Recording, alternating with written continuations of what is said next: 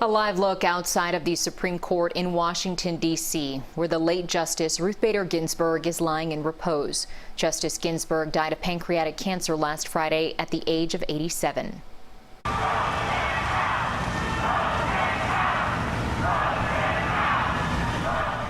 President Donald Trump was greeted with boos when he and First Lady Melania Trump visited the Supreme Court today to pay their respects to the late justice. Trump says he will announce his nominee to replace Ginsburg on Saturday. And the battle over her eventual replacement is just getting started. That fight could have an impact on the upcoming presidential election. CBS 4's Christina Ruffini has more details from the Supreme Court. President Trump and First Lady Melania Trump arrived at the Supreme Court Thursday morning to pay their respects to Justice Ruth Bader Ginsburg. Mourners waiting in line to do the same booed and chanted when they saw the president.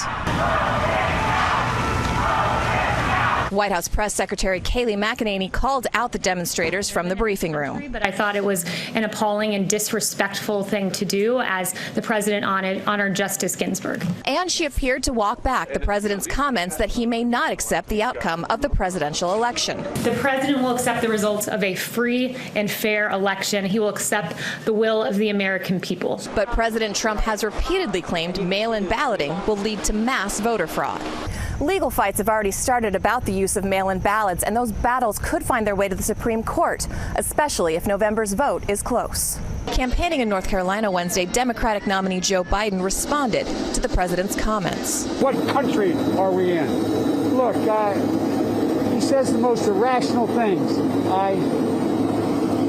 I don't know what to say about it, but it does surprise me. And he focused on what the president's Supreme Court pick could mean in the long term. For health care, what it's going to mean for, once again, being able to say if you're pregnant, it's a pre-existing condition, be able to charge women more for the same procedure as men.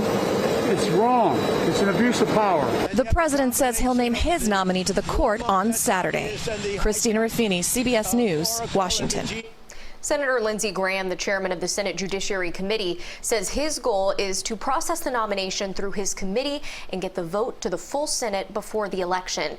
You can look for much more on how Justice Ginsburg is being remembered tonight on the CBS Evening News with Norah O'Donnell. That's at 6:30, right after CBS 4 News at 6.